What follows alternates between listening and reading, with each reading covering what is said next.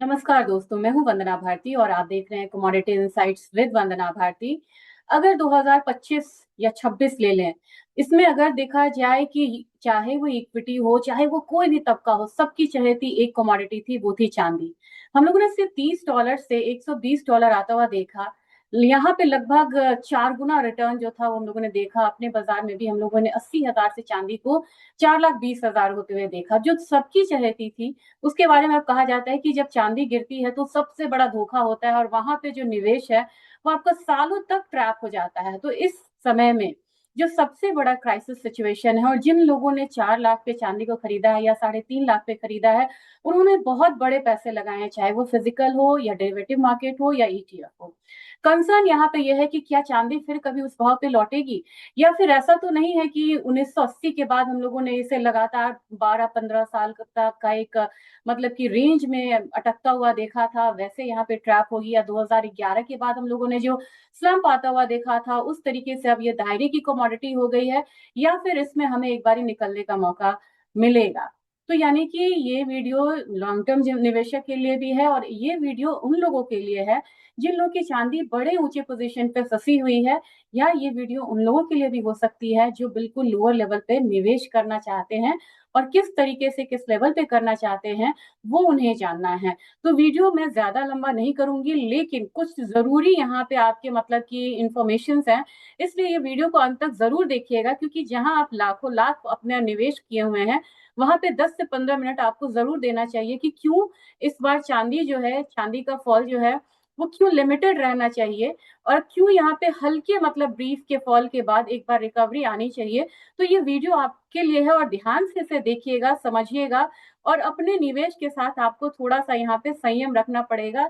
समय लंबा हो सकता है लेकिन चांदी आपको निराश मेरे ख्याल से नहीं करती हुई नजर आएगी इस बारी। तो सबसे पहले एक हल्का सा यहाँ पे प्रेजेंटेशन के जरिए ही यहाँ आगे बढ़ेंगे हम लोग, जैसा कि हम हर बारी करते हैं। और मैं फुल स्क्रीन करना चाहूंगी, मैं प्राइस आपको बाद में दिखाऊंगी प्राइस चार्ट पे, क्योंकि वो देखना आपके लिए बहुत जरूरी है। और लगभग यहाँ पे ओवरऑल आपको पता है, क्योंकि बहुत सारे वीडियोस हैं, बहुत सारा यहाँ पे इंफॉर्मेशन है, काफी लोगों ने काफी मेहनत करके वीडियोस बनाए हैं, तो इसमें मैं ज्यादा नहीं जाना चाहूंगी। एक बैलेंस शीट आपको दिखाना चाहूंगी। चांदी के बारे में हर बारी आपको ये सुनने को मिलता है और आप परेशान हो रहे हैं, सुनने को तो मिलता है लेकिन हमें यहाँ पे रिटर्न कहाँ मिल रहा है। 46.3% का यहाँ पे मतलब मिलियन आउंस का यहाँ पे डेफिसिट है। $121 का यहाँ पे हाई लग चुका है। और डीलेवरेज का ड्रॉप है, यानी कि ये जो मतलब की ड्रॉप है ये आपको वायदा बाजार से आया है, मैक्रो यहाँ पे चेंज नहीं हुआ। मैं बार बार यही कहती हूँ कि मैक्रो पिक्चर यहाँ पे चेंज नहीं हुआ है। वायदा बाजार से ही वो 4 गुना बढ़ी थी और वायदा बाजार में ही वो यहाँ पे इतनी ज्यादा गिरी हुई भी है। अब चलिए यहाँ पे थोड़ा सा डिटेल में जानेंगे, बहुत ज्यादा यहाँ पे समय नहीं लेना चाहूंगी क्योंकि आगे आपके लिए बहुत इंपॉर्टेंट इन्फॉर्मेशन है। अब आपने यहाँ देख लिया है कि किस तरीके से 6 कंसेक्यूटिव ईयर स्ट्रक्चरल शॉर्टफॉल आ रहा है। तो लगातार बढ़ते हुए डिमांड में, क्योंकि आपको मैक्रो डिमांड बढ़ रहा है, बस इस बात का आप बहुत तसल्ली रखिए कि चांदी की डिमांड जो है वो बढ़ रही है। और ओवरऑल देखा जाए तो इंडस्ट्रियल डिमांड में पीवी जो सोलार है, जिसका सबसे बड़ा यहाँ पे एक उछाल मिला था चांदी को, वहां से डिमांड खत्म हो रही है और वहां पे हम लोगों ने -3% का मतलब डिमांड डिस्ट्रक्शन होता हुआ देखा है। लेकिन उस मतलब की ऑफसेट उसे कौन ऑफसेट कर रहा है, यानी कि उसे रीबैलेंस कौन कर रहा है, एआई और ऑटो ग्रोथ में जो चांदी की डिमांड बढ़ी है वो इसे यहाँ पे मतलब कि नलीफाई करते हुए नजर आ रहा है, यानी कि ऑफसेट करता हुआ नजर आ रहा है। तो ओवरऑल कुल मिला के चांदी की डिमांड जो है वो बनी हुई है। अच्छा, 18% जो फिजिकल इन्वेस्टमेंट है वो वेस्टर्न रिटेल ने यहाँ पे बढ़ाया है, लेकिन एक चिंता का विषय है आपको, कौन सा, ज्वेलरी और सिल्वरवेयर। क्योंकि चांदी भारतीय बाजार में या मतलब आप कहें कि चाइना के बाजार में ज्यादा लोग खरीदते हैं। अभी जो इसके प्राइसेस बढ़े थे और जो क्राइसिस सिचुएशन उसकी वजह से ये डिमांड कम होता हुआ नजर आ रहा है। ओवरऑल अगर देखा जाए तो आपको 52.8% का करेक्शन जो है वो आता हुआ दिखाई दे चुका है। और ये क्या है, ये डीपेस्ट करेक्शन आप मान के चलिए, 1980 के बाद हमारा मतलब एक आ रहा है। लेकिन ये जो करेक्शन है ये मार्जिन की वजह से आया है, ना कि यहाँ पे मैक्रो फैक्टर्स जो है वो चेंज होते हुए नजर आए हैं। अब यहाँ पे 2025 और 26 का अगर हम ट्रेंड ले लें तो ट्रेंड में क्या था, जो मार्केट बैलेंस था, जो 2025 में मार्केट का जो डेफिसिट था वो कम था, ये 40 पॉइंट आपको मिलियन आउंस था। लेकिन अब जो जो जिस चीज की डिमांड नहीं रहेगी उसका डेफिसिट बढ़ेगा क्यों, यहाँ पे तो उसका डेफिसिट बढ़ रहा है। 25 से 26 में जब इतनी गिरावट आई तो उसकी तो डिमांड में कमी आनी चाहिए थी, यानी कि डेफिसिट में कमी आनी चाहिए थी। लेकिन ये डेफिसिट जो है ये बढ़ता हुआ है, यानी कि अभी भी इसकी डिमांड जो है बहुत ज्यादा है और सप्लाई साइड उसे मैच नहीं कर पा रही है। इंडस्ट्रियल डिमांड 657 था, -3% मतलब पहले से था। अब 639 मतलब कि मिलियन आउंस हो गया है। अब आप कहेंगे कि इंडस्ट्रियल डिमांड तो इसका कम है। ये इसलिए भी कम हुआ है क्योंकि यहाँ पे क्राइसिस सिचुएशंस जो है वो यहाँ पे ओवरऑल आता हुआ दिखाई दे रहा है और युद्ध जो है वो छठे महीने में यहाँ पे एंटर कर चुका है। फिजिकल इन्वेस्टमेंट यहाँ 2025 में स्ट्रॉन्ग इंडिया की बाइंग हुई थी और 26 में ये जो बाइंग है ये बढ़ के आपको 18% तक की हुई है। तो यानी कि ये खरीद कौन रहा है जब इंडिया में यहाँ पे हमारे तो इम्पोर्ट रिस्ट्रिक्शंस लग गए हैं। तो यहाँ पे रिटेल जो मतलब बाइंग है वो होती हुई आपको नजर आ रही है। चलिए अब बढ़ते हैं ज्वेलरी सिल्वरवेयर। मॉडरेट कॉन्ट्रेक्शन था, यानी कि 26-25 में भी यहाँ पे ज्वेलरी की डिमांड कम थी, लेकिन इस बार ये सेक्टर जो है ये डाउन है 16 to 20%। ये एक मतलब एरिया है जहाँ पे चांदी ने डाउनसाइड आता हुआ देखा है। लेकिन हमारा बाजार और बाहर का बाजार में अब यहाँ पे काफी चेंजेस आ गए हैं। आपको पता है कि सरकार ने इसमें रोक लगाई है, चांदी के आयात पे रोक लगाई है, इंपोर्ट ड्यूटी को बढ़ाया है और आपको आईएनआर भी टूटता हुआ नजर आ रहा है। तो अपना इंडियन जो घरेलू बाजार है वो ग्लोबल बाजार से आपको नजर आएगा अलग। और ये पहले भी हो चुका है, वो मैं जरूर यहाँ पे चर्चा करना चाहूंगी, बहुत इंटरेस्टिंग है। इससे आपको पता चलेगा कि हिस्टोरिकली कैसे ये रिएक्ट करता है और अब कैसे इसे रिएक्ट करना चाहिए। चलिए सप्लाई अवेलेबिलिटी बताएंगे तो लोकल सप्लाई यहाँ पे कम होने जा रहा है क्योंकि हमने निर्यात आयात को यहाँ पे कम किया और 85% तक मई महीने में कम होता हुआ दिखाई दिया था। प्राइस डायनेमिक्स जो है ये आपको मतलब प्रीमियम पे अभी है, अभी प्रीमियम थोड़ा सा कम हुआ है, लेकिन प्रीमियम मैंने आपको लगातार अपने वीडियोस में बताया है कि ये 13,000 15,000 तक का ये प्रीमियम, उससे ज्यादा प्रीमियम बनता हुआ नजर आया था। और ये प्रीमियम इसलिए बढ़ रहा है कि इंटरनेशनल मार्केट में भले ही इंडियन खरीदार नहीं हो तो वहां के प्राइसेस पे दबाव है, क्योंकि इंडिया वहां पे नहीं खरीद रहा है। और इंडिया कितना खरीदता था, वो तीसरा चौथा बड़ा इसका इम्पोर्टर है। और जो तीसरा इम्पोर्टर आपको यहाँ पे गायब हो जाएगा तो इंटरनेशनल मार्केट में तो यहाँ पे प्राइसेस गिरे हैं, लेकिन हमारा बाजार नहीं गिरा कि हमारे बाजार में फिजिकल चांदी का अभाव होता हुआ नजर आ सकता है। मार्केट का स्ट्रक्चर जो है वो यहाँ पे मतलब कि ऑर्गेनाइज्ड है। अगर आप ग्लोबल मार्केट की बात करेंगे, क्योंकि इंडिया अब यहाँ से बाहर है, तो टेम्पररी ईजिंग जो है वो देखने को मिल रहा है और लंदन और न्यूयॉर्क से आउटफ्लोज भी आते हुए दिख रहे हैं, यानी कि वहां के वेयर हाउसेस से भी माल जो है वो बाहर निकल रहा है। प्राइस डायनेमिक्स में कहेंगे तो फिजिकल डिमांड का स्लो डाउन जो है वो लग रहा है। डिमांड स्ट्रक्चर अगर बोलेंगे तो ये मतलब नॉर्मल की तरह ही आप लेके चल सकते हैं, लेकिन ये डेटा आपके लिए सारे सबसे इंपॉर्टेंट है, बड़े ध्यान से देखिएगा। यहीं पे आपके सवालों का मतलब कुछ जवाब इस स्लाइड में ही है। चांदी जो है वो पीक से ट्रफ यानी कि डिक्लाइन कब कब हुई है और कितना कितना गिरी है। 1980-82 आपको पता है हंट ब्रदर्स में उन्होंने काफी ज्यादा मैनिपुलेट किया था और वहां से चांदी एक बारी जब $49 आई थी तो दोबारा वो $6 के करीब आती हुई दिखाई दी थी। लगभग यहाँ पे 90% का फॉल आया था और ये कंप्लीटली स्पेकुलेटिव यहाँ पे एक फॉल जो है वो आता हुआ दिखाई दिया था। फिर 1980 और 201 वाले लेवल साल में हम लोगों ने 48% तक का जो मतलब की गिरावट है वो आता हुआ देखा था। फिर जब सबप्राइम आया था यूएस में, जब क्राइसिस आई थी, ग्रेट फाइनेंशियल क्राइसिस, वहां पे हम लोगों ने 57% टूटता हुआ देखा था।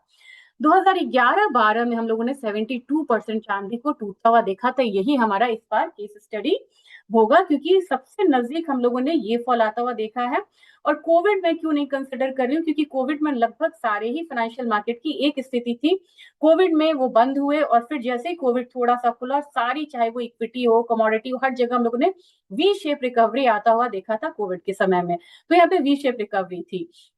और यहाँ पे 2026 में डी लिवरेजिंग के मार्केट मतलब वजह से प्राइसेस गिरी है, ना कि मैक्रो फैक्टर से। अगेन यहाँ पे मैं बताऊंगी कि एमसीएक्स कॉमेक्स में लगातार मार्जिन हाइक्स किए गए थे जिसकी वजह से यहाँ पे लॉन्ग लिक्विडेशन हुआ था। और जब यहाँ पे लॉन्ग लिक्विडेशन होता है तो लगातार मार्केट गिरती है इररिस्पेक्टिव ऑफ फंडामेंटल्स। ये इक्विटी में भी यहाँ पे एप्लीकेबल होता है और कमोडिटी में भी एप्लीकेबल होता है।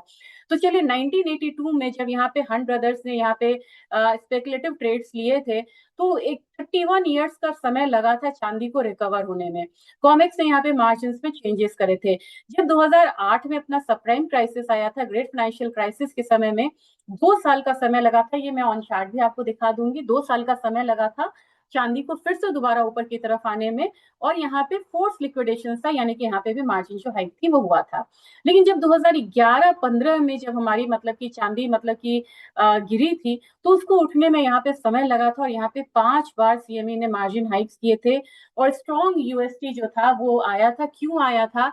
क्योंकि यहाँ पे आपको एक बारी जो क्वांटिटेटिव ईजिंग थी उसको खत्म किया गया था, इन्फ्लेशन बहुत ज्यादा था, इंटरेस्ट रेट बढ़ाया गया था, और वहां से चांदी की एक फॉल आई थी।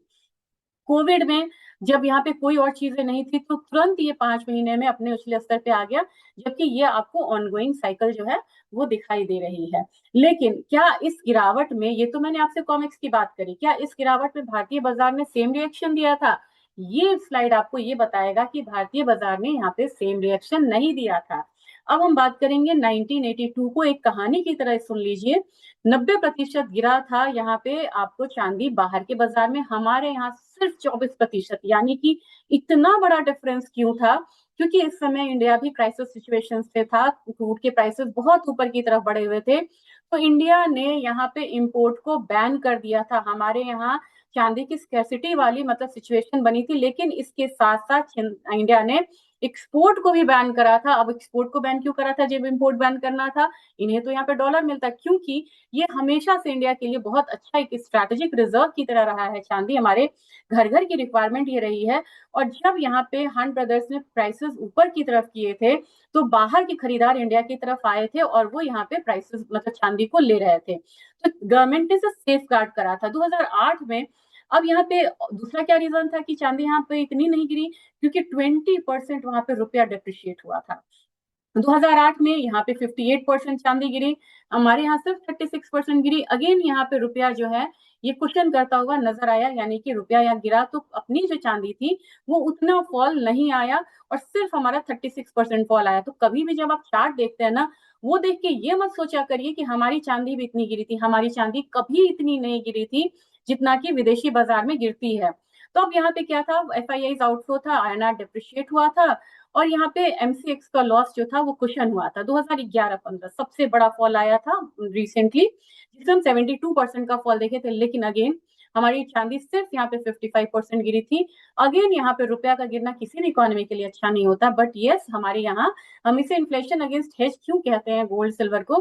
क्योंकि यहाँ पे हम लोगों ने मतलब कि रुपया को अगेन डिप्रिशिएट होता हुआ देखा, और ये फॉल जो था ये थोड़ा सा अपना कम रहा, और इस तरह क्या हुआ कि 10% का मतलब की जो कस्टम ड्यूटी था वो भी यहाँ पे लगता हुआ नजर आया। मतलब कोविड की बात करेंगे, 37% का फॉल था, यहाँ सिर्फ -27% का फॉल था, क्योंकि यहाँ पे अगेन रुपया डेप्रिशिएट हुआ। तो इस बार भी आपको रुपया को देख के काम करना होगा। अब एक 2011 और 2026 में क्या अंतर है? क्योंकि सीएमई ने यहाँ पे 2011 में एक्सचेंज रूल्स क्या था, उन्होंने 9 दिन के अंदर में 5 बार यहाँ पे उन्होंने बढ़ाया था, क्या तो मार्जिन बढ़ाए थे। यहाँ पे भी सेम था, और एल्गो सेल ऑफ जो है वो हम लोगों ने आता हुआ देखा था। ये ट्रिगर्ड होते हैं वायलेंट मार्जिन कॉल्स और एल्गो सेल ऑफ। ये तभी मैं कहती हूँ कि आप लोग कहते हैं ना कि क्या चांदी का वो जो था वो कहानी खत्म हो गई, क्या अब ईवीज में नहीं लगेंगे, डेटा सेंटर में नहीं, नहीं वो चीजें वही हैं। ये एक्सचेंज की बात है जिसने चांदी को इतना नीचे की तरफ किया है, और बढ़ाया भी उसने ही था। $90 से जब $120 गई थी, it was totally speculative. Monetary policy में यहाँ पे मतलब क्वांटिटेटिव ईजिंग को खत्म किया गया था, इंटरेस्ट रेट साइकिल को बढ़ाया गया था, लेकिन अभी कुछ भी नहीं हो रहा है। अभी मैक्रो मतलब की मतलब हमारा जो मैक्रो मतलब चीजें हैं वो सेम है। और यूएस डॉलर इंडेक्स को करेंगे तो यहाँ पे मल्टी ईयर बॉटम से रिबाउंड होता हुआ नजर आया था, जबकि यहाँ पे आपको यूएसडी यानी कि डॉलर इंडेक्स का कोई बहुत बड़ा मूव नहीं है। मार्केट का स्ट्रक्चर ओवर लिवरेज थी, और मार्केट बहुत बढ़ी हुई थी, तो ये फॉल आया था। और यहाँ पे है कि ये अब डोमिनो इफेक्ट था, यानी कि मार्जिन का था, मार्केट मतलब कि यहाँ पे बहुत ज्यादा ओवरबॉट थी, तो ये फॉल आया था। ये आप समझ के इस चीज को मैं बहुत ज्यादा नहीं बढ़ाऊंगी। ओवरऑल आपको यही है कि ये फॉल्स आपको आए थे, और हर बार मैकेनिज्म आप सेम देखेंगे। क्यों यहाँ पे फॉल आया था 1980 में, वहां पे फॉल आई तो मार्जिन को बढ़ाया गया, यहाँ भी मार्जिन को बढ़ाया गया। यहाँ पे मैकेनिज्म क्या था, न्यू बायर्स को रोका गया। हंट ब्रदर पे यहाँ पे एक्शन हुआ था, यहाँ पे क्या था, continuous collateral call squeezed retail और मोमेंटम यहाँ पे फंड्स मतलब दिए गए थे। और यहाँ पे क्या था, मतलब कि मार्जिन हाइक्स को डबल किया गया था। अब डबल किया गया था तो थोड़ा कंपैरिजन देख लेते हैं कि 11 बहुत पुरानी बात नहीं है, 15 साल पहले की बात है। उस समय जो लोग एमसीएक्स पे ट्रेड करते हैं उनके लिए ये चार्ट मतलब उनके लिए अच्छा होगा। जो पीक एमसीएक्स कॉन्ट्रैक्ट प्राइस था 2011 में वो 75,000 था, यहाँ 3,70,000 के करीब चांदी पहुंच चुकी थी। जो बेस मार्जिन था वो 5 to 6% था, यहाँ पे बेस मार्जिन 8 से 10% बढ़ती हुई नजर आई थी। पीक मार्जिन रिक्वायरमेंट 12 to 15% था, स्पेशल मार्जिन लगता है। यहाँ पे 25% हो गया था मार्जिन, यानी कि 10% ज्यादा एडहॉक और वोलेटिलिटी मार्जिन ऐड हुई थी, यानी कि ये सेल ऑफ का कारण बना था। लोगों ने अपनी पोजीशंस को शॉर्ट करना शुरू कर दिया था। और जब आप कंटिन्यूस शॉर्ट करेंगे तो मार्जिन मतलब कि किसी भी कमोडिटी में आपको फॉल आता है उस समय ये मतलब नहीं रहता कि उसके फंडामेंटल्स कैसे, लोग वहां से निकल रहे हैं बस। रेगुलेटरी फ्रेमवर्क उस समय फॉरवर्ड मार्केट कमीशन था, इस बार सेबी है। और प्राइमरी लिक्विडिटी इंपैक्ट क्या था, रिटेल मार्जिन कॉल था, क्लोजर था। और उस समय रिटेलर्स निकले थे, इस समय इंस्टीट्यूशनल एचएनआई भी यहाँ से निकले हैं। तो जो कॉस्ट की बात आती है ना कि कितना कॉस्ट लगा था, उस बार 3 लाख का कॉस्ट लगा था एक मतलब बड़े कॉन्ट्रैक्ट पे। तो इस बार यहाँ पे ये जो था ये करीब करीब 26 लाख का बन रहा था, यानी कि बहुत ज्यादा हायर साइड हम जाते हुए नजर आ रहे थे। चलिए अब इस बार क्या है कि अब ये आपको क्यों मतलब बचाएगा, इस बार क्यों इतने जल्दी यहाँ पे एक मान के चल सकते हैं कि हमारा इम्पैक्ट रिकवरी जो है वो क्यों जल्दी आएगा। उस चीज के लिए ये आपको मतलब स्लाइड है, इसको ध्यान से देखिएगा। 11 में क्या था और यहाँ पे 26 की ट्रेजेक्ट्री में क्या है, ये एक डिफरेंट चीज है। प्राइमरी ड्राइवर क्या था, क्योंकि वहां पे एक स्लो डाउन आ रहा था, तो लॉन्ग टर्म मैक्रो शिफ्ट था यहाँ पे, वहां पे स्लो डाउन का सिचुएशन था, आप याद करिए। और वहीं पे हमारी इक्विटी मार्केट भी गिरी थी, और इक्विटी और चांदी एक साथ मतलब कि चलती है काफी, क्योंकि इंडस्ट्रियल है। और स्पेकुलेटिव लीवरेज मार्जिन यहाँ पे आपको मार्जिन की वजह से फॉल आया था। तो ये फॉल जो है ना ये आपको डीप होती है। मार्केट सप्लाई का बैलेंस 2011 में क्या था, वो सरप्लस में था और नियर बैलेंस्ड आपको इन्वेंट्री थी। लेकिन जब आप 26 में बैठे हुए हैं तो आप 6 कंसेक्यूटिव ईयर ऑफ डेफिसिट में है, यानी कि इस समय कोई सप्लाई का डिसरप्शन नहीं था, सप्लाई आसान था तो चांदी गिरी थी। इस बार चांदी गिरी है तो आपको सप्लाई आसान नहीं है, वो 6 साल लगातार डेफिसिट में है। तो फास्टर आपको डिप्लेटिंग फिजिकल डिमांड है, तो ये आपको फास्टर रिकवरी की तरफ ले जाएगा जैसे यहाँ पे क्राइसिस सिचुएशन खत्म होती है। तो इंडस्ट्रियल डिमांड 2011 में कितना था, 35% से 40%, 35% से 40%। अब यहाँ पे क्या था, मोस्टली आपको क्या था, ये सारी चीजें कम हो रही थी, फोटोग्राफी डिमांड कम हो रही थी, ज्वेलरी का डिमांड कम हो रहा था। लेकिन जब आप 2026 में बैठे हुए हैं तो आपको सोलर, ईवीज, एआई, इलेक्ट्रॉनिक्स, बहुत सारे डिमांड चांदी के बढ़े हैं। और ये 55 से 60% बढ़ गया, यानी कि आप समझिए सीधा सीधा 20% का हिस्सेदारी इंडस्ट्रियल डिमांड का बढ़ता हुआ नजर आया, जिसे सेफ गार्ड करके चलेगा। तो जैसे ही इकोनॉमी थोड़ी भी पटरी पे आती है ना, तो जो बेस लाइन मैन्युफैक्चरिंग डिमांड है वो आपको बढ़ेगा और फास्टर बढ़ेगा। ये आपको आर्म्स में भी यूज होता है। अब इसको बहुत सारी कंट्रीज जो है उसके निर्यात पे रोक लगाई हुई है। अगर कोई कमोडिटी इतनी कमजोर है और उसका भविष्य ही अच्छा नहीं है, तो यूएस और चाइना जैसी कंट्रीज उसके निर्यात पे रोक क्यों लगाई या रेस्ट्रिक्टेड क्यों किया हुआ है, ये समझने वाली बात है। ये आपको खुद से समझना होगा, क्योंकि 2011 में ऐसा कुछ नहीं हुआ था, लेकिन अभी ऐसा हो रहा है।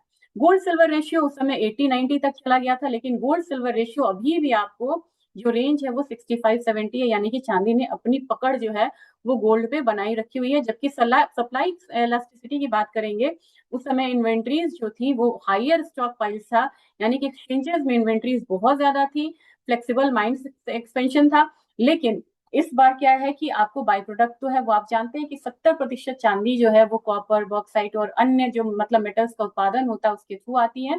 तो वो चीज यहाँ पे कम है, उनका प्रोडक्शन कम है। तो चांदी की अवेलेबिलिटी अभी यहाँ पे आपको मतलब कम है। और माइन सप्लाई कोई ऐसी चीज नहीं है कि आप उसको तुरंत खोले और बंद करें। तो ये चीज आपको बताएगी कि क्यों यहाँ पे चांदी की, अगर इकोनॉमी में जैसे ये वॉर सिचुएशन थोड़ा एंड होता है तो क्यों चांदी को बढ़ना चाहिए। इन शॉर्ट अगर आप यहाँ पे ध्यान दें कि क्या मतलब कि वो रहना चाहिए, तो मुझे लग रहा है कि चांदी में अगर आप बोलेंगे कि इन शॉर्ट क्या रहना चाहिए, तो पिछले बार का क्या था, वो मैक्रो अनवाइंडिंग थी, यानी कि आपको इकोनॉमी में मतलब कि स्लो डाउन था, लोअर इंडस्ट्रियल इंटीग्रेशन था, यानी कि इंडस्ट्रियल डिमांड कम था। और इस बार अगर आप देखेंगे तो ये जो फॉल था ये लार्जली ड्रिवन बाय था डेरिवेटिव मार्केट, मार्जिन कॉल्स। लेकिन हमारा जो डेफिसिट है वो बढ़ता चला जा रहा है, इन्वेंट्रीज कम है, ग्रीन टेक्नोलॉजी से इसकी डिमांड आ गई है, खासकर कि जब क्रूड का इस तरीके से मतलब हम लोगों ने हायर साइड आता हुआ देखा है। तो जब ये भी रिकवरी आएगी तो एक फास्ट रिकवरी आपको चांदी में आती हुई दिखाई दे सकती है। मैं बहुत जल्दी अब इससे वाइंड अप करना चाहूंगी, लेकिन जाने से पहले आप लोगों को एक यहाँ पे दिखाना चाहूंगी चांदी का प्राइस चार्ट, क्योंकि ये बहुत जरूरी है आप लोगों को देखना। जब हम यहाँ पे इंटरनेशनल मार्केट का चार्ट देखते हैं, तो जैसे ही आप चार्ट यहाँ पे देखेंगे ना, तो यही चीज मैं आपको दिखाना चाह रही थी। देखिए, लंबा कंसोलिडेशन था ये वाला। जब लंबे कंसोलिडेशन में आप थे, तो एक बार 1980 का जब फॉल आया था, तो बड़ा लंबा ये 20 साल 30 साल का ये चला था। इसके बाद प्राइसेस ऊपर की तरफ आया था आपको 2011 में, और 11 में ये फॉल आया था। तो लेकिन अब एक चीज आप समझ लीजिए कि दोनों बार ये 49.5 वाला एक जो लेवल था, उसको ब्रीच करते हुए इसने एक नया हाई मतलब बनाया है चांदी ने। और अब मुझे लग रहा है कि प्राइसेस आप ड्रॉप होता भी है तो मैक्सिमम ये $50 तक आएगा। उसके बाद एक रिकवरी चांदी अगर लेती है, तो आपको ये वाला लेवल्स मिलता हुआ नजर आ सकता है 82.5। उस हिसाब से आपको 2,17,000 के करीब यहाँ पे चांदी जो है अभी ट्रेड होती हुई नजर आ रही है, लंबे कंसोलिडेशन के बाद उठी है। तो मुझे लग रहा है कि प्राइसेस, क्योंकि ये एनुअल चार्ट है, तो आपको मतलब कि छोटा चार्ट दिख रहा होगा, उससे मैं 3 मंथ्स भी कर देती हूँ, तो आपको क्लैरिटी आ जाएगी यहाँ पे। देखिए, एक लंबे फॉल के बाद यहाँ पे चांदी जो है वो बढ़ी थी, और ये कंसोलिडेशन के बाद एक ब्रेकआउट आया था। अभी आपको चांदी को देख के लगेगा कि नहीं, थोड़ा सा फॉल तो अभी आ सकता है, तो 2,01,000 2,10,000 तक का मान के चलिए चांदी आएगी। लेकिन एक बारी जब रिकवरी देगी ना, तो वो 2,60,000 2,55,000 के करीब देगी। और जब यहाँ पे रिकवरी आएगी तो फास्ट रिकवरी आएगी, और वो एक बारी 3 लाख तक प्राइसेस को ले जा सकता है। तो ईयर एंड तक मान के चलिए कि 3 लाख से 3,20,000 चांदी आपको आते हुए दिखाई दे सकती है। लेकिन जैसे ही ये वॉर सिचुएशंस खत्म होते हैं, और जब अभी तो इंटरेस्ट रेट हाइक होने की बात हो रही है, लेकिन जैसे इंटरेस्ट रेट कट होने की बात होगी, तो चांदी का जो साइकिल है एक बार फिर से चलेगा, और आपका पोर्टफोलियो एक बार फिर से यहाँ पे हरा भरा होता हुआ नजर आएगा। तो जो लोग फिजिकल में या ईटीएफ बाइंग किए हुए हैं, वो चांदी में आपको बहुत ज्यादा नहीं घबराना चाहिए, क्योंकि इस बार की रिकवरी जो होगी, भले ही थोड़ा इंतजार कराए, लेकिन पहले से यहाँ पे जल्दी आएगी। Thank you.